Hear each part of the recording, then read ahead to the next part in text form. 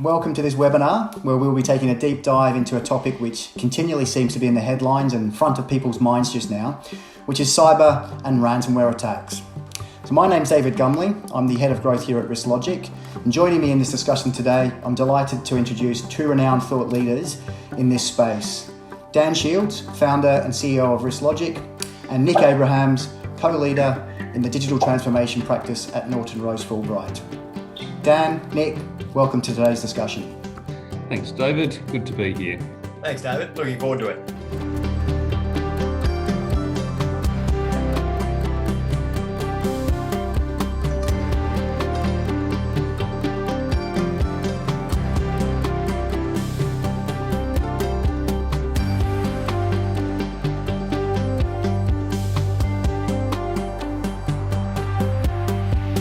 We are seeing an ever-increasing activity in ransomware and cyber attacks, with recent cybercrime reports from the federal government's cybersecurity agency suggesting that ransomware-related cybercrime reports have surged almost 15% in Australia alone during the last 12 months.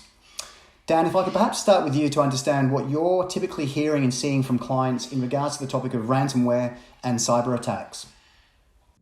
Well, certainly, David. I think if we were to start by referring back to the cyber threat report and some of the challenges that we're seeing today, very much highlighted in that report, as an example, $33 billion worth of losses to cyber attack in the past year.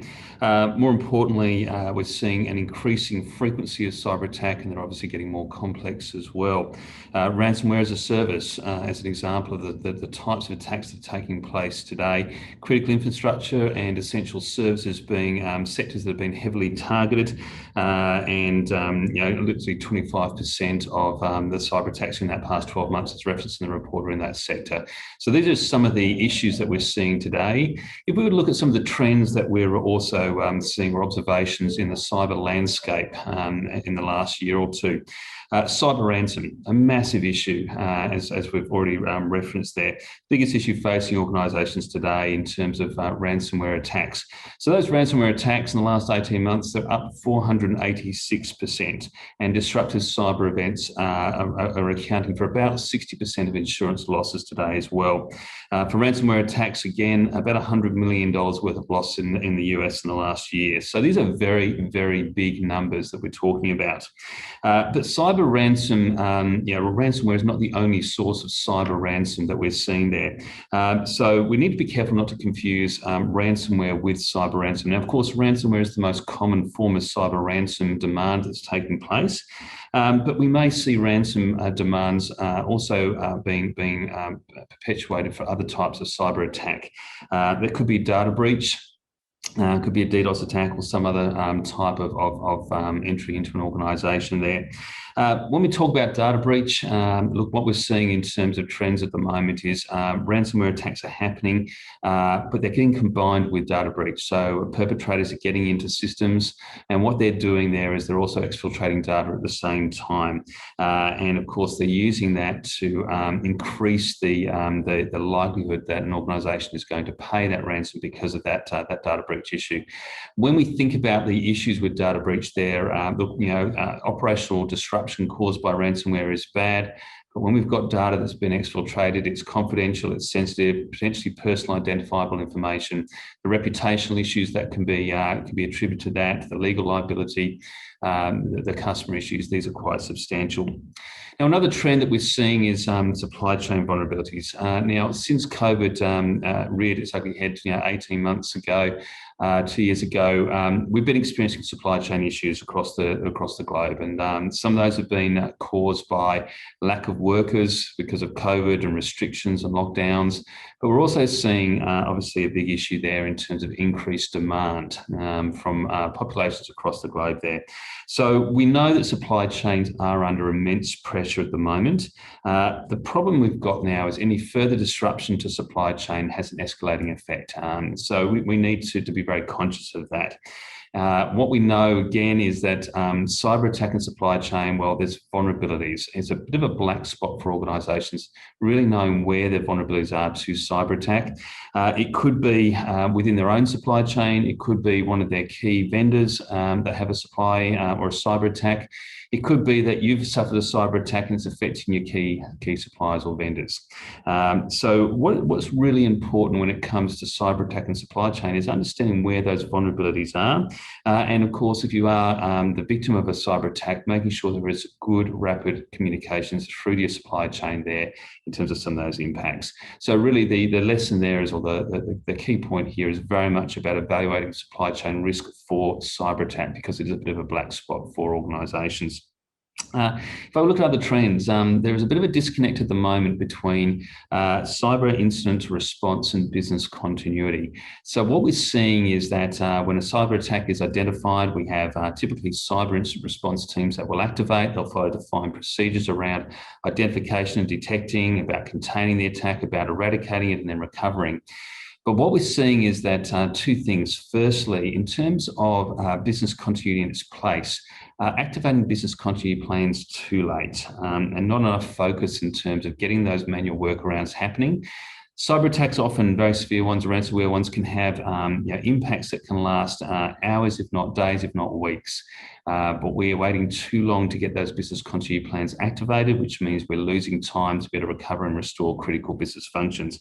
There's also a little bit of a disconnect between the recovery strategies and business continuity plans and cyber attack. What we're seeing here is that business continuity plans today really aren't fit for purpose in terms of implementing manual workarounds when you've lost key systems for significant periods of time there. So we want to see business continuity part of the initial solution, not waiting, not seeing it as something that comes down the track once we've identified and progressed in terms of that cyber response there. The last one I'll talk about really is insurance. Now, insurance, the market is changing for cyber insurance. The insurers are not making decent profits; they're making losses. The cost of cyber claims, as we've talked about, has increased substantially. So what we're seeing from the insurance market is it's starting to harden in respect to cyber insurance. That means that insurers now are getting picky around who they place insurance with. They need further evidence that an organisation is able to mitigate the effects of a cyber attack, reduce the likelihood it's going to take place. And that's requiring organisations to really demonstrate that they've got the technologies, the procedures, the plans and the awareness in place to minimise that chance of attack taking place. And as I said before, the impacts of it. Now, how that's translating to organisations is that when they're going for renewals or going to place new insurance, they're being put under scrutiny. And if they're not passing all the elements of that scrutiny, they're not getting ticks in all the boxes, then they're being declined insurance. And if you decline cyber insurance, that's having a flow-on effect to business interruption insurance and other parts. It's making an organisation look vulnerable and look like it's not taking these kinds of things seriously. And of course, what that results in is an organisation who's having, from a market perspective, looking like they're not prepared. So these are some of the trends that we're seeing in the market at the moment. And Nick, from a legal and regulatory standpoint, what are some of the key trends and potential challenges that your clients are seeing in this space currently? Yeah, I think what we have seen is the level of sophistication of the ransomware attackers has really increased massively over the last 12 to 18 months. So it used to be the case that the attack would come in and encrypt various systems, and that would cause pain for the organization. But what the attackers have done now is to really level up. So not only are they encrypting the systems, but to pick on something that Dan spoke about, which is it's this data exfiltration, which we traditionally didn't see. But now what we notice is the attackers are not only encrypting the systems, but also trying to access and export some forms of personal information, particularly around customer databases and so forth. And so what they're then doing is really bringing the anxiety to the organization, to the victim, because not only is the victim is encrypted, so can't carry on business, but also they've got this potential privacy breach because the attacker has this personal information, which is covered by privacy laws. And if it was to actually be released, then that would cause all sorts of issues for the victim organisation, not only reputational issue, but also legal issue. So what that does is it really heightens the focus of the organization on how do you try to get out of this, because it moves from being a purely operational issue, which is, oh, well, we can resolve this. We can get back to business as usual in 10 working days or however many working days. But you can't avoid the potential privacy breach. So that has been pronounced, that level of sophistication. I'd have to say too, the issue that Dan raised around supply chain, the laws have really evolved in this space over the last 12 to 24 months. So we used to think it was fine with suppliers where we would put in the supply contract that they would comply with privacy laws and have, reasonable cybersecurity posture and so forth.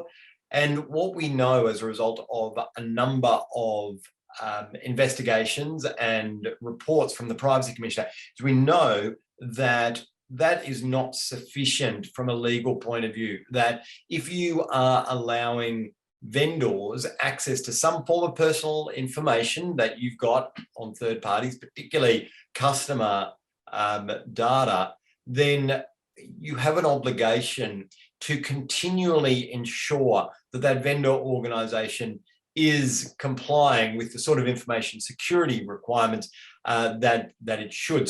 So what we're seeing from a legal point of view is, we've still got the information security addendum, which should run for a few pages at least with a whole range of obligations in there. But there's now a proactive obligation on the organization to ensure that the vendor is in fact actually complying with those information security obligations. And that could be, having third-party audits or something of that nature. And then I guess finally, we've been waiting for, change in legislation. We've got a few things happening. We've got the security of critical infrastructure legislation coming along at some stage, either later this year or early next year. So that will expand the concept of what critical infrastructure is. And many organizations who wouldn't have thought they're in the critical infrastructure space will find themselves in there, particularly, if you're in health, if you're in groceries, transport, a number of areas there. So that's a big change on the horizon, and we'll really focus boards on cyber compliance. And then also there is mooted changes to the Privacy Act. We haven't seen exactly what that will look like, but likely we should see that in the next 12 months or so.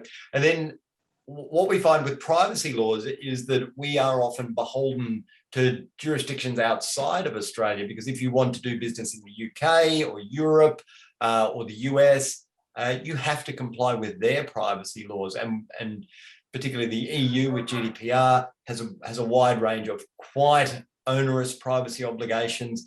Similarly, in various states in the US, and also what we've seen, China, interestingly enough, has just launched an extraordinarily detailed new privacy and personal information law. So a lot of changes happening and quite difficult for organisations to keep up with privacy compliance. Nick, I might just jump in on a comment you made there in respect to ransomware. We talked about the fact that we're seeing an increase of about 486% in ransomware attacks over the last 18 months. But interestingly, the incidence of data breach is reducing. So when we look at the numbers, we're seeing quite a substantial drop in standalone data breach reports. What's important to note here is that they're getting wrapped up in the overall numbers of ransomware attacks. So they're actually not decreasing as an overall, but as I mentioned earlier on, when we see ransomware with data breach combined, we're seeing the numbers there of data breach reports reducing, but ransomware obviously increasing, and including those stats there. Dan, Nick, unfortunately that's all we have time for today. Thank you both for sharing your insights on this hugely important topic. If you haven't built your cyber resilience into your business continuity program, it certainly feels like now is the time to do so. If you have any questions about cyber resilience, do get in touch with the team through the contact details given at the end of this webinar. But thank you again for joining us of this series of topics. Many thanks. Thanks, everyone. Thanks, everybody. Thanks, David. Thanks, Nick.